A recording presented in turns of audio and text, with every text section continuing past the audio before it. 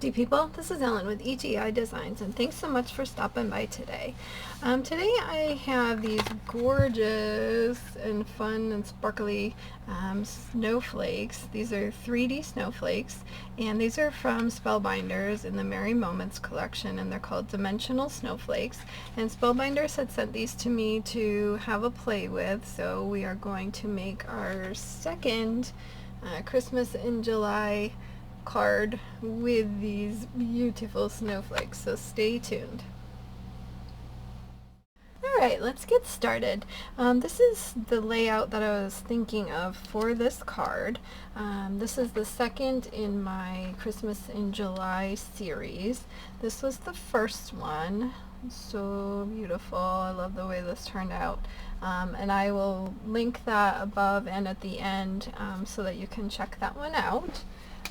But I have these beautiful snowflakes. These are from Spellbinders, the Dimensional Snowflakes. And I have a better pressed plate here. This is the Copperplate Warm Wishes. And then I was going to add some additional snowflakes behind, and this is from the Spellbinders Brushed Gold. And as far as all of this goes, I have a A2 size card base that's made out of the Spellbinders Classic White. Then I have a panel that is 4 1/8 by 5 3/8. This is the Fairy Tale, and this is absolutely gorgeous. This is a very, very, very light purple. And then I embossed that with the Simon Hurley Sparkling Snow Embossing Folder.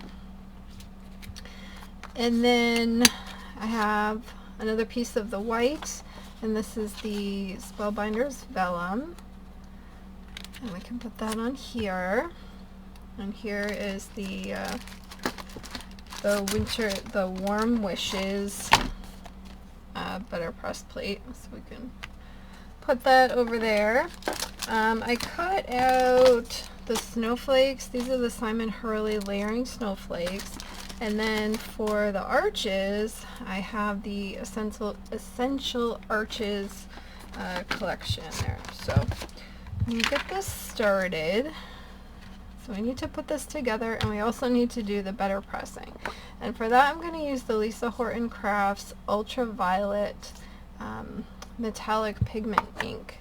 So for this Christmas in July card, I wanted to go with a purple theme, so I thought that would be fun.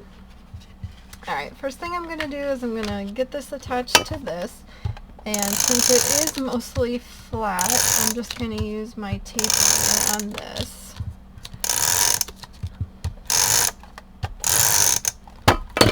And I think for the arches and all of that, I'm going to be probably using foam tape on that, just to pop it up a little bit. I will list all of the dimensions in the description box so that you can check those out. And I will list all the products that I'm using today there as well. I encourage you to use whatever you have, but if something piques your interest, it will be there for you. I do have affiliate links, but everything will be available for you. I just love this fairy tale paper. Oh my gosh. Alright, anyway. Okay, so we need to do the better pressing. Okay, so I'll show you a couple of my favorite tricks with the better press. And I will also link to, I have a recent better press hacks video, and that video is awesome. It is all of my hacks that I have come up with over the years to make my better press experience easy and fun. So we have the arch, and the first thing I do is I attach this to the lid with temporary adhesive, because then you can go edge to edge you don't have to worry about like taping everything down. So it's fully adhered to that. Alright, then I am going to do my upside down trick. Just want to move my snowflakes out of the way. I don't want them to get hurt. Alright, so for the upside down trick, so you put this in whatever orientation that you want. I'm focusing on putting the plate more to the left. So since this is the design that I want, I'm going to put that, line it up where I think that it goes best. And you can kind of double check like how you think it will look the most straight. I don't know if that makes any sense, but like these swooshy things on the bottom are not exactly parallel, so you just kind of eyeball it and look and see. Alright, so once we have that, then we take the platform and you click it into place, and then you push down and then gently turn it over, and then you take off the lid and your plate is exactly where you need it, which is pretty awesome. You just want to make sure that when you put this back on, you leave these in the same orientation because it's correct right now how it is. Alright, so what I'm going to do is I'm going to look at this, and it looks a little wonky, so I'm going to use the lines on here to just help me straighten this up. Okay, I think we're good. And then I'll put this back on too and just make sure nothing's sticking out, everything is where we wanted it to be. Alright, so now we have, look at that, that's gorgeous.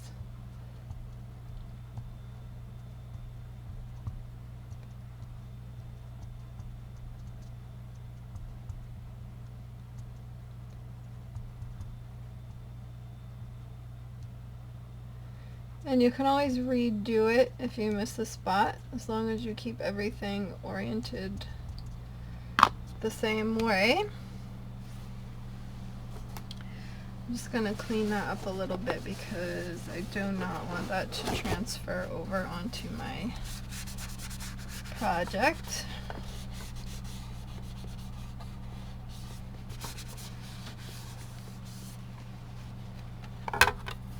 Alright. So I'm going to run this through my die cut machine that's off to the side, and I'll be right back.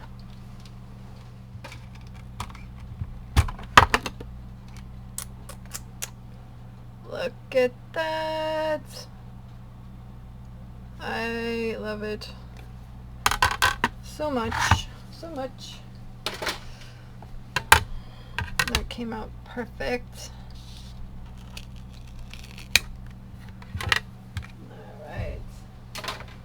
Now we can get putting this together.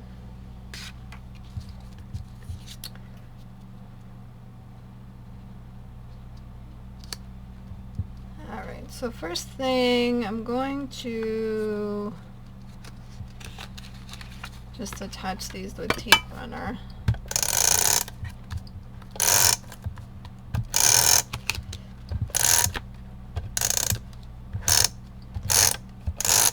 I don't want glue to kind of do that weird lumpy bumpy,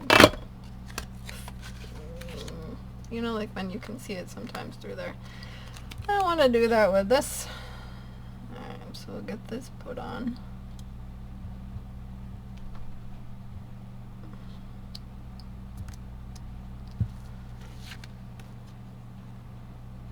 Oh, alright, pretty straight.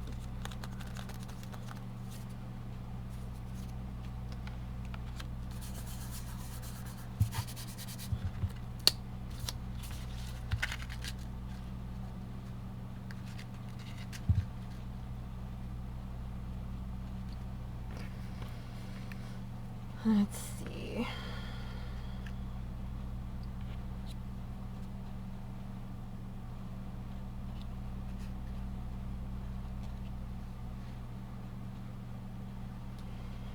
I have to do it like this to fit. I don't even know if we need that one.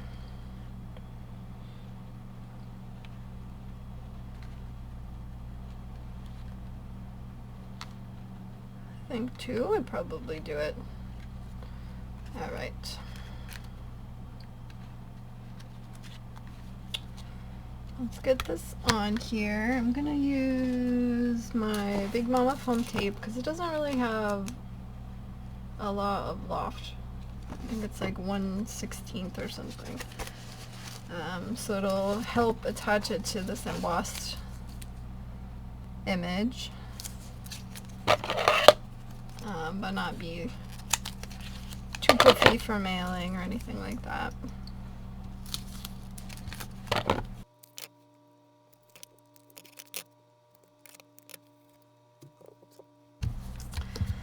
I like to use my like a vinyl weeding tool to get the backs off.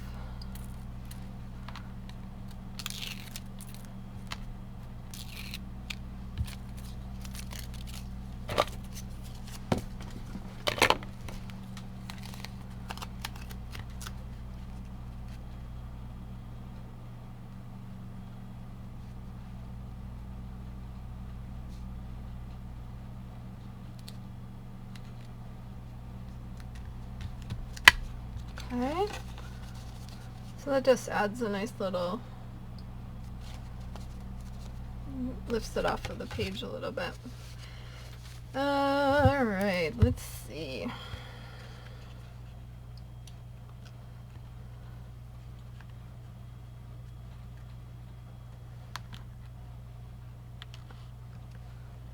I'll probably just do like this.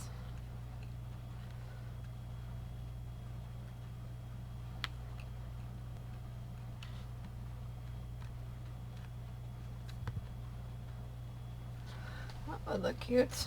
Alright, let's get those snowflakes.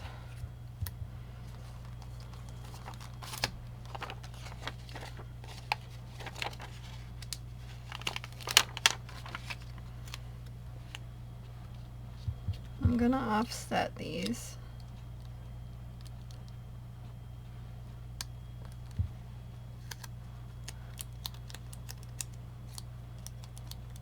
And the back layer of it is completely sticky and solid, so that will help it stick on there. I'm gonna put a little glue behind the silver.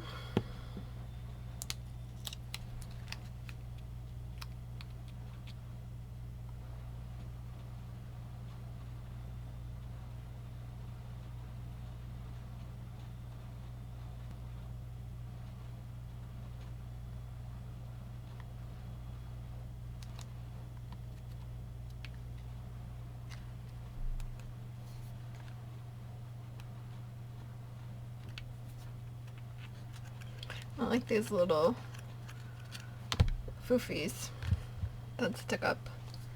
I forget what they're called. I don't know. They have a specific snowflake name for that. I like the, all I can think of is like dendrils or something, but it's some weird word. I'll have to look it up. Alright. Then we have this one, and again I will offset.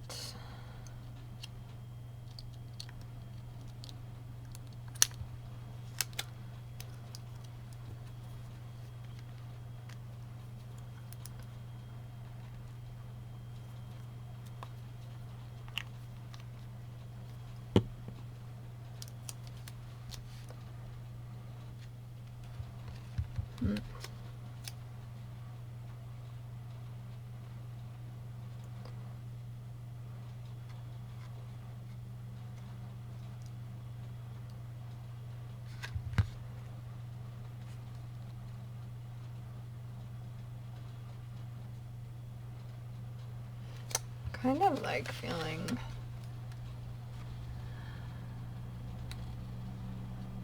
I don't know, I don't want them like too spaced apart or like right on top of each other.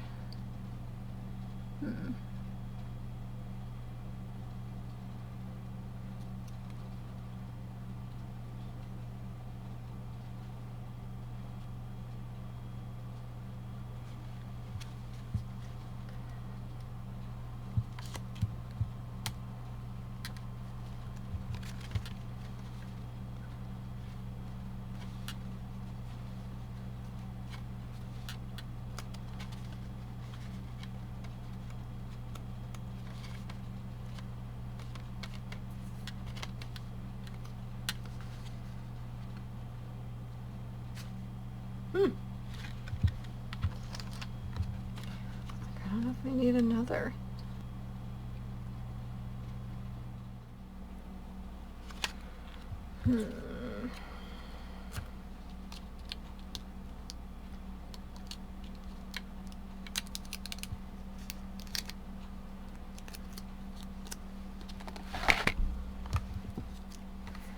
Alright, as my daughter would say, let me cook, let me cook. Alright, so I did some card surgery and I took off the big one and put it in the middle and then did the two on either side so everything could fit. Look how sparkly and beautiful this is. I think this came out so sweet. Alright, that is it. So here's our second card and here is our first card with the beautiful 3D snowflakes from Spellbinders. Alright, if you found value in today's video, if you could hit that subscribe button, I would love to have you as a subscriber and join my crafty community. Come join me over on Facebook and Pinterest and my new blog, which is at egidesigns.com. Again, I'll list everything in the description box and I'll list measurements and all that good stuff. So, alright, until next time, like, subscribe, and all that jazz, and have an amazing day. Bye-bye. Here are a couple more videos I thought you might like. Thanks so much for watching.